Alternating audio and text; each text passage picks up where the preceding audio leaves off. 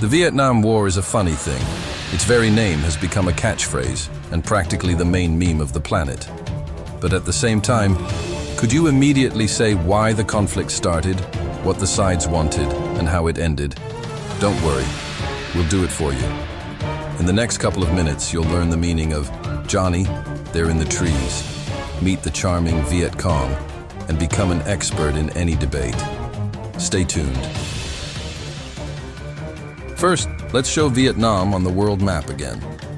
It's a long, narrow country located below China and near Thailand, the Philippines, and other tropical vacation spots. Boredom was never a thing for these guys, even without Americans.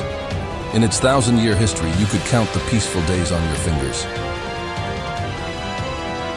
But in 1857, France decided the Vietnamese weren't democratic enough, and after a long war, made the country its colony.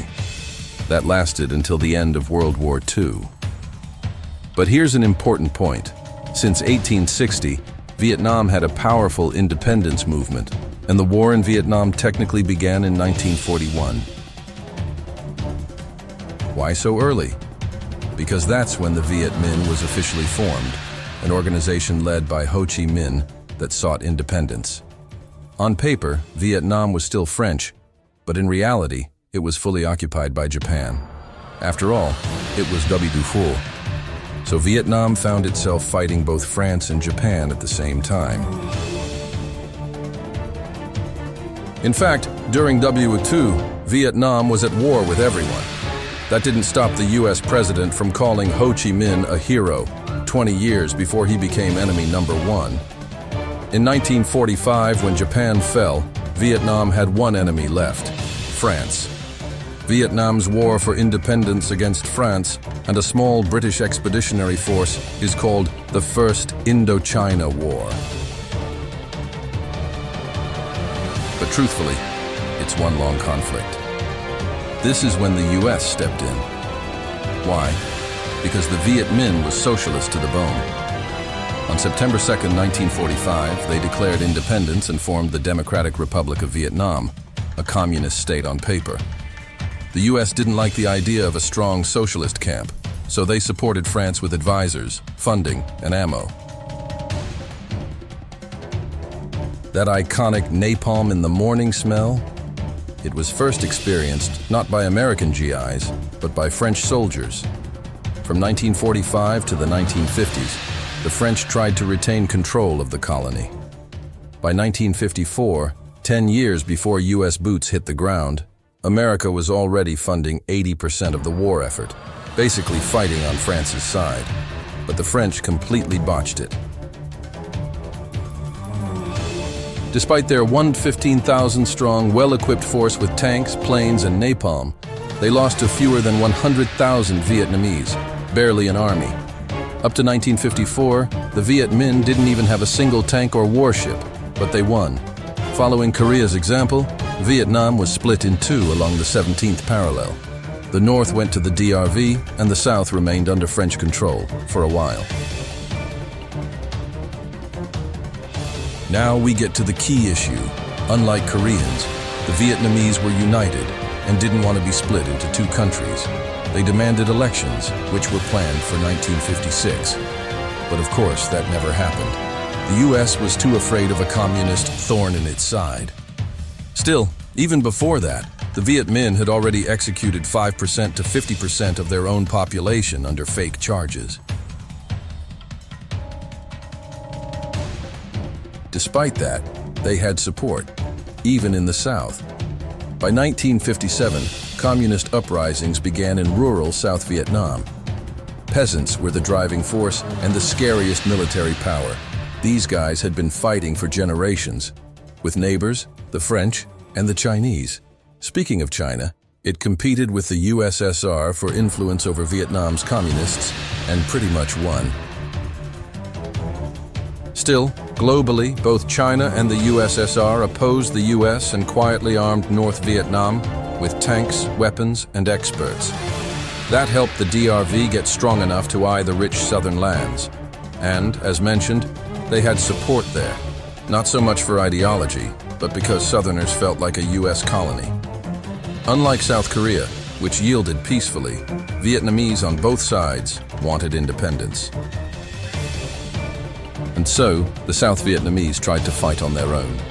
But as we said 1,000 times, the Vietnamese were united. While officially a civil war, once the Americans got involved, many Southerners fled north and joined the partisans. So instead of half the country, 2/3 of Vietnam rose up. 2.5 million Americans were deployed, 60,000 died, and over 300,000 were wounded. In 1968, there were 550,000 US soldiers in Vietnam. The average age of those killed was 23 years and 11 months. In short, Vietnam took the very best of America's youth. Why did this happen? After all, we're talking about the most powerful army in the world. Because Norman Schwarzkopf was right. The National Front for the Liberation of South Vietnam, aka the Viet Cong, wasn't a regular army. It was a massive swarm of guerrillas. The US, under General William Westmoreland, adopted a search and destroy strategy focused on intelligence, locating enemy forces, and wiping them out like in a conventional war. But the problem was, there were no clear enemy forces. The Viet Cong, along with the North Vietnamese Army, used terror tactics. From 1960 to the 1970s, the US military police recorded dozens of terrorist attacks each month. Meanwhile, small Viet Cong units were literally everywhere. They dug tunnels, hid in trees, and slept in the mountains. Vietnam is basically one big jungle, perfect for hiding.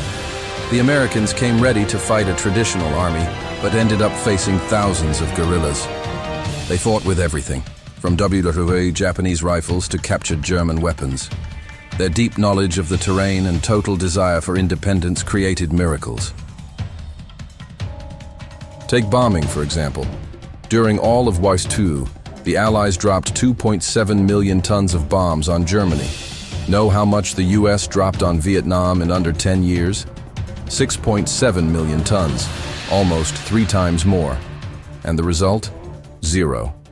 The search and destroy strategy completely failed, and things only got worse. North Vietnam began actively helping the Viet Cong via a supply route through neighboring Laos. Through that route, Viet Cong received Chinese and other weapons. Experts believe that Soviet-made S-75 air defense systems played a major role in the outcome of the war. They proved highly effective against American aircraft. By 1969, the US realized its mistakes and began gradually pulling troops out. There were many reasons. First, there was no military progress. No one could even estimate how many Viet Cong fighters existed or where they were. Second, the US finally realized that the Vietnamese didn't appreciate outside interference, so the US switched to supporting the South Vietnamese army. Third, the American military simply became unfit to fight. By 1970, 1 in 5 US soldiers in Vietnam used drugs. 65,000 out of 335,000. And who can blame them? Every day, they woke up unsure if they'd live to see dinner. 1 in 10 would die.